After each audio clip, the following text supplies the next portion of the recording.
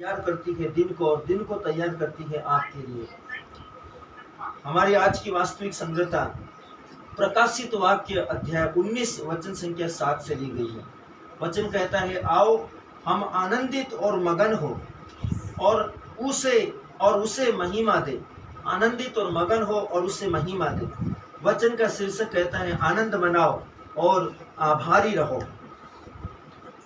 वचन कहता है, धन्यवाद प्रभु, धन्यवाद, बहुत धन्यवाद। बहुत ही सरल लेकिन शक्तिशाली शब्द है। जब आप धन्यवाद कहते हैं कि धन्यवाद प्रभु, धन्यवाद पिता, धन्यवाद पवित्र आत्मा, धन्यवाद स्वर्गीय पिता, परमेश्वर का वचन कहता है धन्यवाद बहुत ही सरल लेकिन शक्तिशाली शब्द है। यदि आप एक महान जीवन पाना चाहते हैं तो आपको इसका इस्तेमाल करना अवश्य ही सीखना चाहिए। हमेशा अपने सब कामों के लिए, जो कुछ आपके लिए किया गया, कहा गया, आपके द्वारा किया गया, सब बातों के विषय में धन्यवाद देना सीखिए। आभार एक बर्ताव रखना है।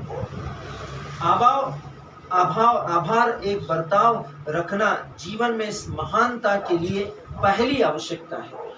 यदि आप अपने जीवन में महानतम और सर्वश्रेष्ठ स्थानों में पहुंचना चाहते हैं तो परमेश्वर के साथ, उसके वचनों के साथ सहभागिता में उसका धन्यवाद और आभार देना सीखिए। परमेश्वर का वचन कहता है आभार एक बर्ताव है, एक व्यवहार है, एक बिहेवियर है, एक स्वभाव है, एक स्वाभाविक जीवन का सरल चारित्रिक गुण है। यह आपके जीवन की परिपूर्णता को व्यक्त करता है। यह आपकी महानतम आवश्यकता की पहली, महानतम जीवन की पहली आवश्यकता है। इसलिए जो लोग आभारी हैं, वस्तुओं के लिए, व्यक्तियों के लिए, जीवन के लिए, परिस्थितियों के लिए, स्वास्थ्य के लिए, समृद्धि के लिए, श्रेष्ठता के लिए, उपलब्धि के लिए, आशीष के लिए, अनुग्रह के लिए, सब कुछ के लिए परमेश्वर के सामने वे हमेशा परमेश्वर से और अधिक आशीषों को ग्रहण करते हैं। हर दिन आप परमेश्वर को आभार दीजिए। हर दिन, हर एक सांस के लिए, हर एक पल के लिए, हर एक क्षण के लिए, इस विश्व में इतना सब कुछ होने के बावजूद भी आप यहोवा के अनुग्रह से सुरक्षित और स्वस्थ हैं। आभार दीजिए परमेश्वर को, धन्यवाद दीजिए परमेश्वर को, परमेश्वर के नाम को महिमा दीजिए।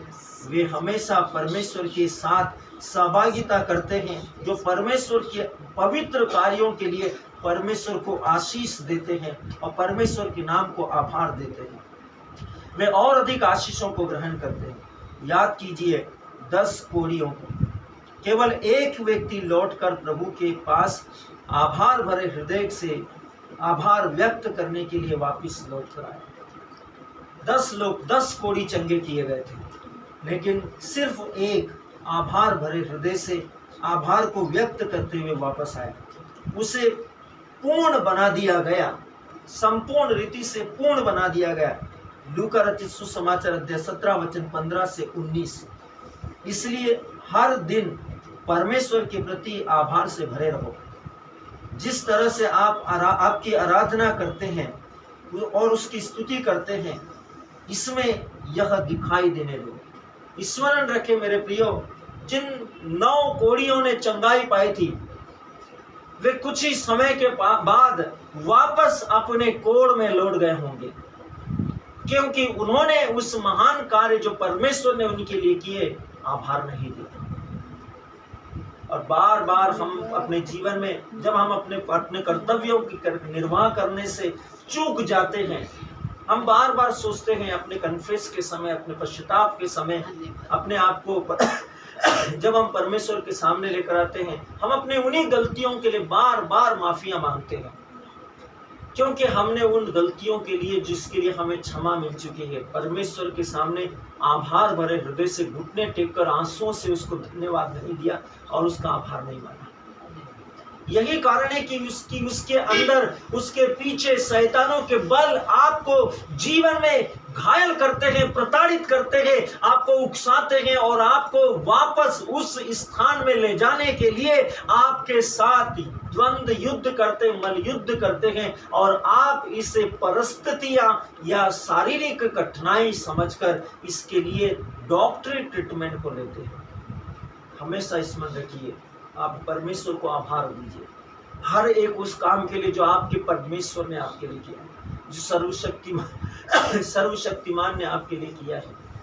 इससे अंतर नहीं पड़ता मेरे प्रियो, इस बात को स्मरण रखना। उसने कहा जो कुछ तुम प्रार्थना में मांगते हो, अभी आपको चंगाई नहीं मिली, हो सकता है आप पैर के दर्द या उसमें झुंझुनाहट या उसमें सुन्नपन या उसमें सताव या तनाव या सिर में दर्द या माइग्रेन का पेन या कोई भी शारीरिक वेदना, गले में थायराइड या हाथों में कोई प्रॉब्लम, आप उसके लिए प्रार्थना कर रहे हैं और लगातार प्रार्थना कर रहे हैं, आपको चंगाई नहीं मिली फिर भी आप प्रार्थना कर रहे हैं। स्मरण रखिए वचन क्या कहता है, जो कुछ तुम प्रार्थना में मांगते हो विश्वास कर लो कि वो तुमको मिल गया।